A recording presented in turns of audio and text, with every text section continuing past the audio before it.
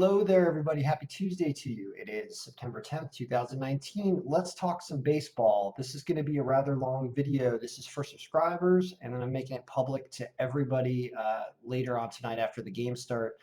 Kind of want to show you how extensively we can go through every game. We did this yesterday, and it was actually pretty helpful. And I mean, you guys that subscribe to you, I appreciate everyone who does. I know a lot of you want to have some parlay or round robin picks or like an analysis of what's happening because the algorithm isn't uh, always displaying exactly what it means. It's kind of doing rough calculations on games over long term, so it's good to analyze everything. And let's talk about it today. So St. Louis and Colorado. St. Louis are number one. There's a lot of favorites here. Let me keep my head out of the way, hopefully. There are a lot of favorites here in the top. All these games above bet score 3 are actually favored by Vegas as well. So we have an interesting, correlation between what we think and what Vegas is going to think. They have the Dodgers as a bigger favorite than we do. They have the Yankees as a bigger favorite than we do at these really rough lines. And we also have Kansas City over the White Sox. I do always pick up some attire. Let's just put it on for this video.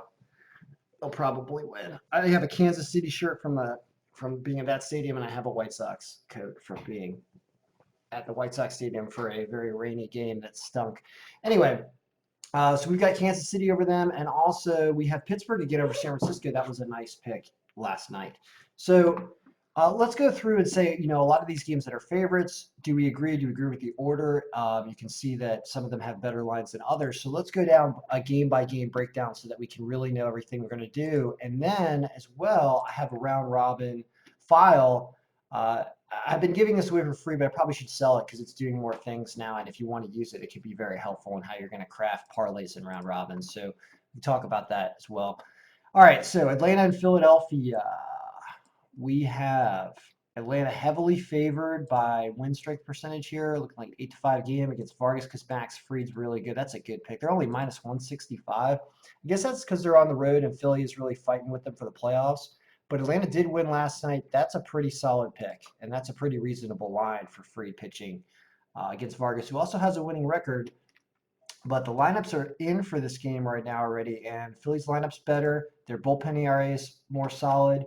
And also, they've won 10 out of the last 15 days. They've won games. So, but Atlanta, I like Atlanta a lot there. So keep that in mind. So that's a good one. Even though it's down at the 7th pick, I think it's a reasonable line. Milwaukee and the Marlins. Marlins, bad. They just occasionally, once every 4 or 5 days, pop out for a big scoring win. So if tonight's not the night, you also want Milwaukee at minus 176. They won yesterday.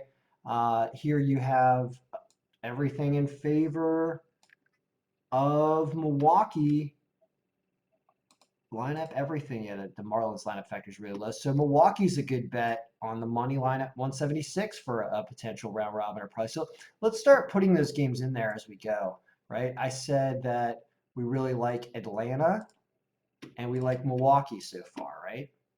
Well, if we grab them and we put them in our round robin here on the money line, and then we also want to grab their lines, which are 165 and 176. Put those in here. So we've already got two teams that we like. Let's keep going. Arizona and the Mets. So here's a situation where we've got Zach Gallen versus Wheeler. So the Arizona pitching matchup, he's got a bad record, but a good ERA. I think he must have moved up from relief or something. Lineup factor is really close. Super, super, super close game. If Pete Alonso doesn't hit multiple home runs again, you're probably going to see another situation where plus 1.5 for Arizona is not a bad play, but they're only at plus 112. So I can see why the file's saying stay away. But Arizona can definitely win this game, and the file is pretty super close. So Arizona plus 1.5 if you're going to do anything in a parlay around robin, but I'm going to stay away and listen to the algorithm. St. Louis and Colorado. It looks like our number one pick. This game is in Colorado. It's because Chichi Gonzalez has overtaken Homer Bailey from last year as the worst pitcher in baseball, and he's 0-6, and his ERA is enormous. So what you want to do here is you want to do St. Louis in the first 5 because they're at minus 150, and you want to take advantage of the fact that Chichi Gonzalez is probably starting that game. So I would say take the first 5 option. right? Which is going to be close to, let me get out of that, which will be close to probably, it's not going to be 150. It's probably going to be like minus 160 or 170, I feel like, because it's all Chichi Gonzalez. Let's call it 165. And then I like that pick a lot. Then you've got Pittsburgh and San Francisco. Johnny Cueto, who hasn't pitched since 2018, is back after being injured. So a lot of variables in this game. Terrible pitching for Pittsburgh. 1-3, 8 ERA. I don't understand. Yeah, you got to be careful because we have 2018 stats. Try to stay away from this. So the algorithm's fooling you here to say take Pittsburgh, but you don't know what Cueto's going to do. It just may as well stay away because there's too many unknowns there with him his first start of this year. Oh, let's go back up. Quintana and Bolanos. This is the Cubs versus San Diego. Cubs came into play yesterday. Bolanos, low ERA, but limited start information. Cubs lineup factor and bullpen and pitching looks good. Quintana looks good here. So I would say you take Cubs at minus 159 as well. All right. Then we got Yankees in Detroit. Now, how do you not take a Yankees team that is coming off a lot of wins against Boston? They really are fighting hard and playing well. The line is miserable. This game's in Detroit. Detroit's been playing terrible at home. I guess you take the Yankees on the run line because either they're going to blow this game or they're going to win by more than one because they're not at home. So the chance of them winning is better. I bet you minus 1.5 is probably at like minus, God, like 190 or something, or even minus 200. But it's good for a round robin against Detroit, I think so. So if you take the run line, let's call it minus 200 and be generous to Vegas because that's probably what it's about, what it is. So I think that's still a good play. Detroit's just miserable. Edwin Jackson, not a good pitcher. You could even do that in the first 5 innings. It's another option. Boston and Toronto. Eovaldi versus TJ Zeuch. Zeuch, I believe, is making his first start. No, it's not his first start, but he's moving up from relief or something. Toronto's a team that's only won 2 games in the last 15 days. Wow. Yikes. Boston, are they still trying to make the playoffs? They fired their manager. There's a lot of upheaval.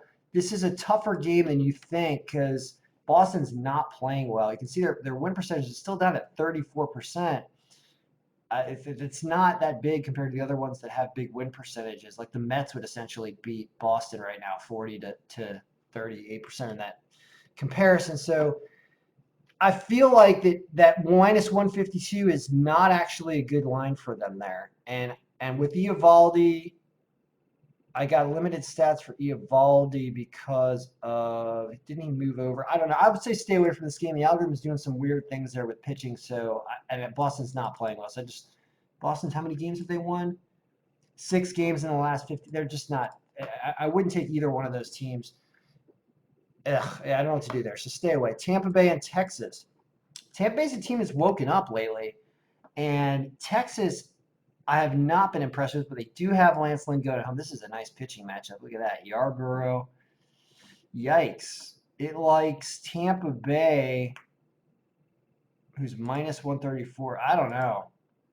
There's a lot of strength out of Texas with Lance Lynn pitching. He didn't do it last time, but he might prevent the bullpen from coming in, although I don't know. Tough game. File barely says Tampa Bay, but you're going up against a tough pitcher. So historically in the past, I've found out that going up against really strong pitchers in these weird games where you have the other team being favored, it's probably not a good idea. So I'm going to leave them off the parlay list. They're also way down on the pick rank, so the algorithm's telling us that. KC as an underdog over the shirt that I'm wearing. Well, it's just a slight underdog. 9-12 pitchers. Are you kidding me? Their stats are exactly the same, almost verbatim. A little higher ERA for Junis. Wow, talk about an evenly matched. All right, here's what you do here. You take Kansas City at plus 1.5. That's why you do this here. That's going to be at like minus 170 probably is what that line is. But that's what you want, because if the White Sox manage to pull this out and it isn't a blowout, it's going to be in extra innings by 1 run in a super close game, or Kansas City's going to win, or they're going to duel it out, just like what I thought was going to happen yesterday with Arizona and the Mets, although it was a 3-1 game that the Mets ended up winning. Here in this situation with junky bullpen pitching, I like taking Kansas City on. Just I feel like you could have extra innings in this game. It's super close. So I would say take Kansas City plus 1.5 and add that to this. Plus 1.5. Let's call that negative 180, which might even be a better line than that. So look at that to be a close game. Then you've got Oakland and Houston. Houston has put up 36 runs in the last 2 games. Oakland got blanked 15-0 yesterday. Wade Miley's going today. I'm surprised this is only 157. I don't know. Yeah, I think you just take. This is a team that's playing great right now. You just take them on the money line. I mean, that's pretty much what you do here. It's the 10th pick only because why? It's the 10th pick because I don't know why. They're winning in every category.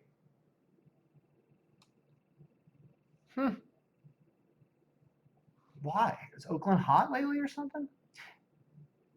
Yeah, Oakland had won 8 out of the last 15, but you can see Houston's won 10 if you can see that. So, yeah, no, you just take Houston at minus 157. I feel like I'm getting tricked, but I guess, I mean, it seems obvious. And is there anything else on this list? Cleveland and the Angels. Cleveland really robbed them yesterday. It looks like they should do the same today, and it's only minus 136. Whoa, let's get that in there. Minus 136. See if we want to replace any of this stuff. The Dodgers over Baltimore. Walker Buehler, Ty Black. Yeah. Yeah, I mean, Dodgers on the road. Baltimore gives up a lot of runs. Should be a romp, right? So Dodgers minus 1.5, which is probably like minus 200. Not a great line, but if you're going to be thinking about, see, there's a lot of extra things you can do. A tight kind of, like if you open up a different round robin with some of the ones on the run line, minus 1.5. I think that's minus 200. The other one from here, which is this, like the Yankees minus 1.5. You want to throw all the run lines together to see if you really have a day. What else we got? Washington and Minnesota. It says stay away.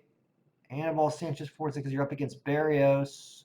Minnesota can score. I like an over in this game. I don't know what it's set at, but if you can get anything over, if you can get over 9.5 even, I think it will get to 11 or 12 runs. Since I'll stay away from a win pick, although you got the Nats at plus 135 with a really strong lineup factor. I'm surprised it doesn't say take the Nats. And that's a really good line for the Nats. I almost feel like you should throw it in because you'll have a nice payout. So here's another thing you can do with a 4-team round robin. I'm going to show you a 4 and an 8-teamer. 4-teamers you're going to hit more frequently because you've only got 4 games. And you have kind of a rubber game where you either go 2-2 or 3-1 or 4-0. And so it has a better payout structure in terms of a number of a round robin. So I'm going to put that in there, and let's see if there's, don't want to do that again. Let's see if we can do anything in the Cincinnati Seattle. There's Seattle's the team that's playing awful. Trevor Bauer's going against Sheffield. That's only minus 125. That's a good line as well. So if you did something like that, this is what I'm liking. Smaller round robin, but if you hit these, you're going to get a better line on Washington, and then you got your romps that are supposed to happen here.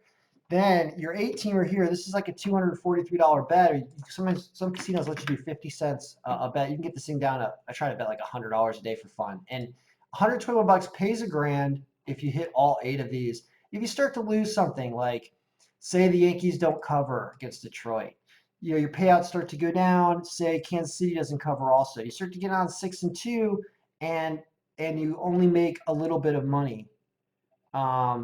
but it depends on what wins and what loses, right? So that's why I like to run 4-teamers. They're a little bit better. But this is basically what I would go through. You see, it's a 15-minute video. It's super long. This is the kind of extensive review that I really like to do every day if I'm going to be betting. But I only bet, I don't even know. It's once a week or less sometimes. Sometimes I do fantasy, and this is beneficial. So for everyone who pays for this, I want to give you a product that is going to optimize your ability to use it and wager and make money. But I also need to budget my own time. So if you're interested in me doing videos like this on a daily basis, I need to charge more. But if there's a swell to do this, then I will do this for all the sports. And when I'm in Vegas, of course, I'll do it more frequently because I'm able to wager. So that's the review for today. Some of these lineups are not in yet, but I will send an update and everyone and make this video public to everybody at about 8 o'clock, I think, Eastern time or Central time. I don't even know what state I'm in. I'm in St. Louis right now. All right. Anyway, we're out for now. Good luck, bear picks, everybody.